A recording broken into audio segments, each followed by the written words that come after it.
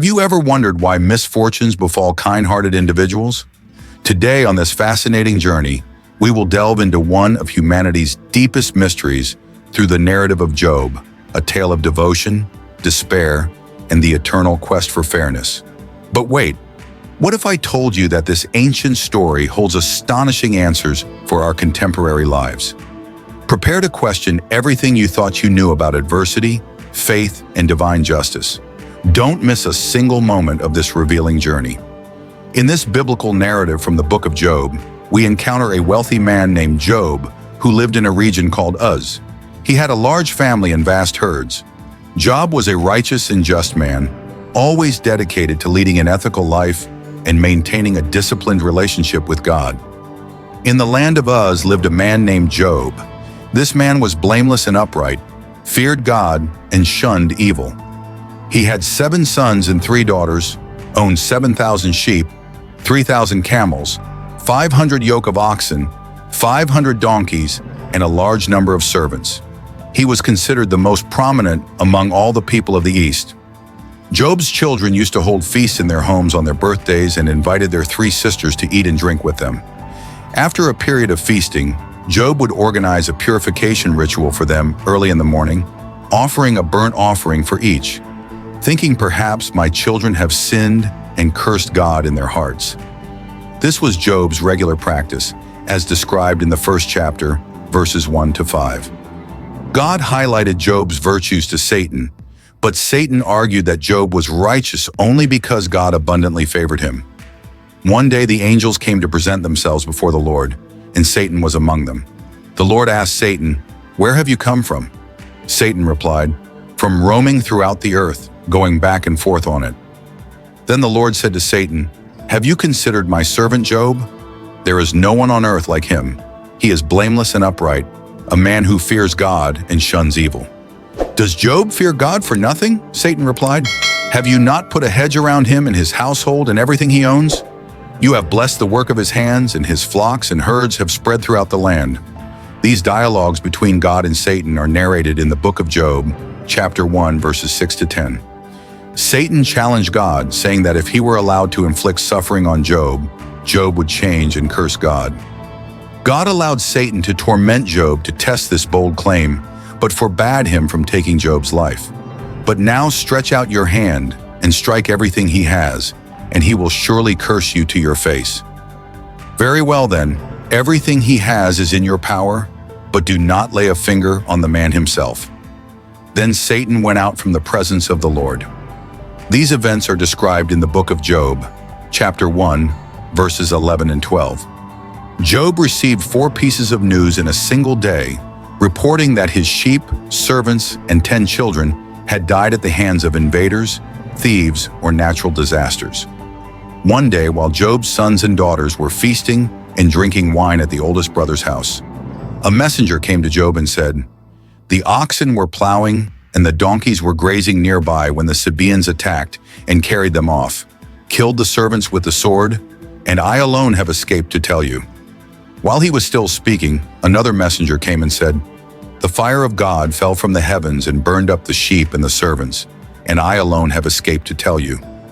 While he was still speaking, another messenger came and said, "The Chaldeans formed 3 raiding parties and swept down on your camels and carried them off, killed the servants with the sword, and I alone have escaped to tell you."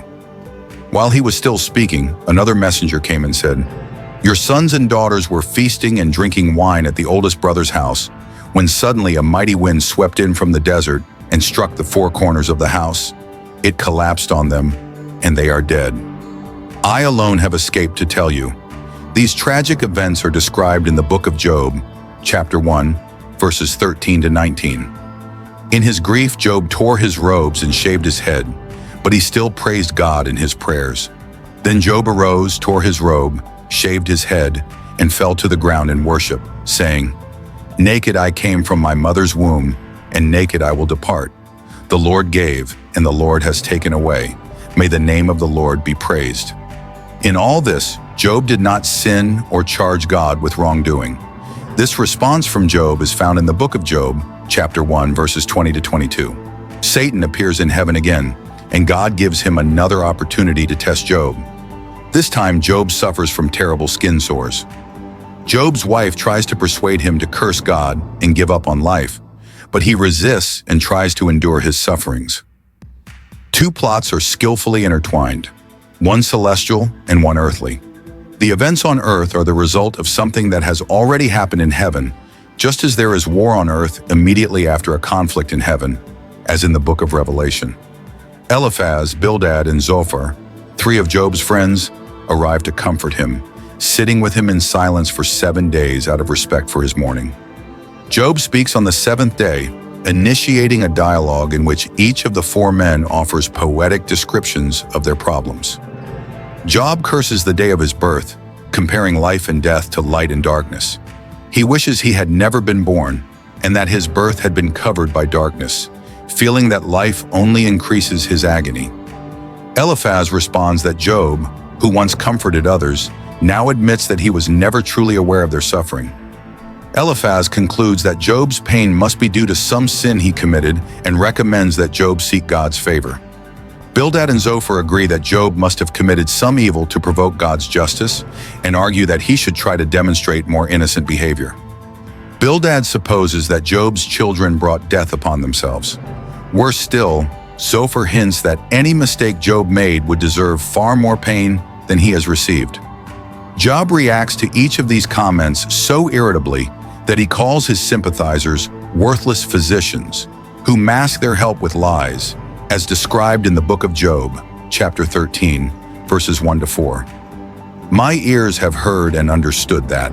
What you know, I also know. I am not inferior to you, but I desire to speak to the Almighty and argue my case with God. However, you smear me with lies. You are all worthless physicians. Job questions why God judges people based on their actions, when he could easily correct or forgive those acts. Job is perplexed about how a human can fully satisfy God's justice, given that God's ways are mysterious and beyond human understanding. Moreover, humans cannot convince God with their words. God is not deceived, and Job admits that he doesn't even know enough to defend his case before God. Job longs for someone who can mediate between him and God so that he is not condemned to Sheol, the underworld.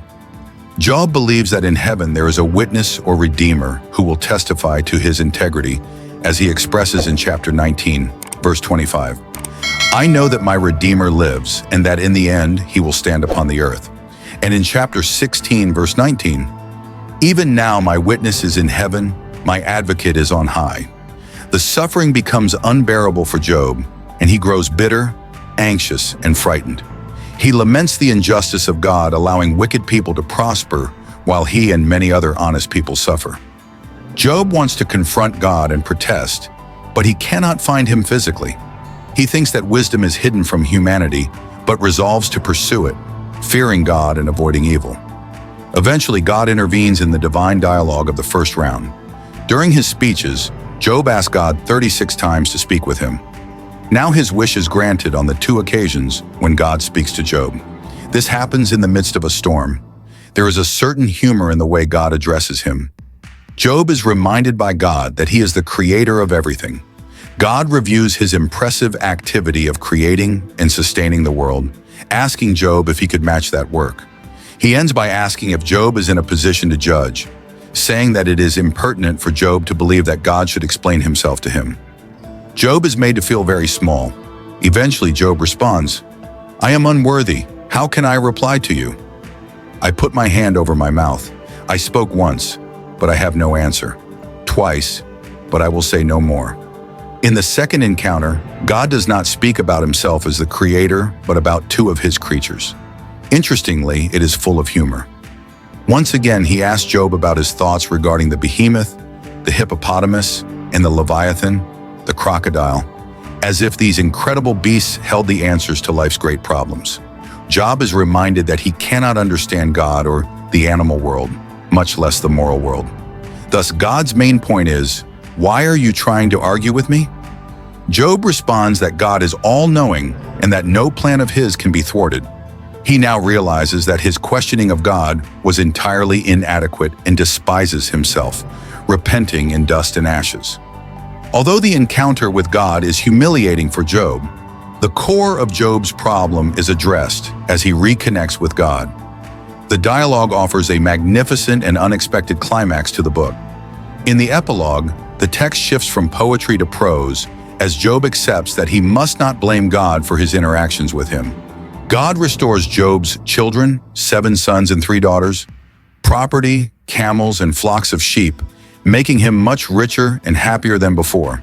As God's servant, Job is rehabilitated. On the other hand, Job's 3 friends are severely rebuked by God. He says they did not speak correctly about Job, indicating that we should not quote their speeches as if they were truths. What is remarkable in the 2 rounds of God with Job is that he still does not answer Job's inquiries and does not tell him about his wager with Satan. Job did not need to know what was happening in heaven because God had his reasons for allowing him to suffer. We must keep in mind a sharp difference between the Jewish understanding of this book and the Christian one. The Jew of Old Testament times could not see the problems of temporal life in the light of eternity. He felt that God's justice should be seen in this life, as both good and evil people went to the same destination, Sheol, a shadowy place of existence where departed spirits sleep. Christians, on the other hand, have a completely different view of current suffering. They see the greater vision of heaven in the light of Christ's work. Suffering in this world pales in comparison to the life that awaits us in heaven. Therefore, there are only hints of life after death throughout the book of Job. At one point, Job declares that he will find God after his death, but this is not a recurring theme in the book, and he has no idea how it will happen. The book of Job has 2 main plots, the divine plot and the earthly plot. The book begins with the celestial plot, the meeting of God in heaven with Satan. Satan was an angel whose function was to report on sins. He was God's prosecuting attorney who traveled the earth to inform God about how humans were. In Job's time, Satan had become so cynical that he did not believe anyone could love God for God's sake. He believed that people only loved God for what he could provide them. Thus, a debate unfolds between God and Satan, with Satan arguing exactly that. God asked Satan if he found Job in his travels on earth. Job loves me because he loves me, not because of any blessing he has received, God asserts. Satan's response is cynical, arguing that if God removed Job's blessings, he would curse God just like anyone else. As a result, the divine wager occurs. Tension is essential in any great drama. Job is unaware of the divine wager, while the reader is aware. The test would be useless if he knew. This encounter teaches us valuable truths about Satan. First, it suggests that he cannot be in 2 places at once. He does not possess the omnipresence of God. The human plot, the debate between Job and his companions, occupies most of the book because Job is suffering more than other people. It is the central issue addressed. There are 2 viewpoints. A, the friends are certain that Job's suffering is due to his sin. B, Job is convinced that he is not sinning and protests his innocence. The exchange is full of suspense, as the reader knows that Job is right. The 2-plot structure of the book reminds us that no one knows the full picture when it comes to understanding why people suffer. It must be very difficult to defend oneself when in such misery. In addition to the search for explanations, everyone faces a bigger question. Can I still believe in a good God when everything seems to go wrong? The book of Job offers an answer to this question. What was Job's greatest pain? This clarifies the importance of this theme. It was a physical confrontation. He was covered with sores from head to toe, tired, exhausted, and in unbearable pain. Socially, due to his physical appearance and the fact that the local community was aware of his recent tragedy, he became a social outcast. People walked on the other side of the street instead of talking to him, while he sat on a pile of ashes at the edge of town. Even teenagers laughed at him. Mentally, he faced the mental pain of not knowing why these distressing things were happening to him, especially since there seemed to be nothing in his past to indicate it. Spiritually, his spiritual anguish was far worse than anything else, as he felt distant from God. Job cried out, pleading with God to find him, speak to him, and even argue with him. That was his true, most unbearable pain. Suffering is much more agonizing if we believe that God is distant and uninterested. However, when Job finally managed to speak with God, things did not happen as he had planned. For Christians, the book of Job can be seen in the context of the New Testament. First, God allowed Satan to cause the death of Jesus on the cross, with the Son himself asking, "My God, why?" Just as with Job, God did not explain why. This suggests that even the Son of God lost touch with the purpose of his suffering under the intensity of the torment of crucifixion. Second, the Christian understands that life continues beyond death. The problems of suffering do not need to be resolved in this life. It is interesting to note that in the Greek version of the book of Job, an additional verse was added stating that he, Job, will rise again with those whom the Lord raises. Third, this hope of resurrection reminds us that there will be a final vindication of Job. Christians believe that Jesus will return to judge the living and the dead at the end of time. Someday there will be a courtroom scene where Jesus will sit as judge, and all the wicked and godly people who have ever lived will stand before his throne to be judged according to their deeds in the body. Thus, everything Job longed for is about to come true. God's justice will be applied to the entire human race in a public vindication of justice. As we explore Job's incredible journey, we discover that the lessons of faith, resilience, and justice are more relevant than ever.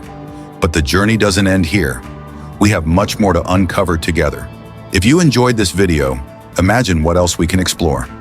Every story we share is a new opportunity to unravel mysteries, find inspiration, and transform our perception of the world. So don't miss out. Subscribe to the channel now and turn on notifications to never miss an adventure. Your like is very important to us, as it helps us reach more people with these powerful messages. Comment below with your reflections and share this video with friends and family who would also benefit from these extraordinary stories.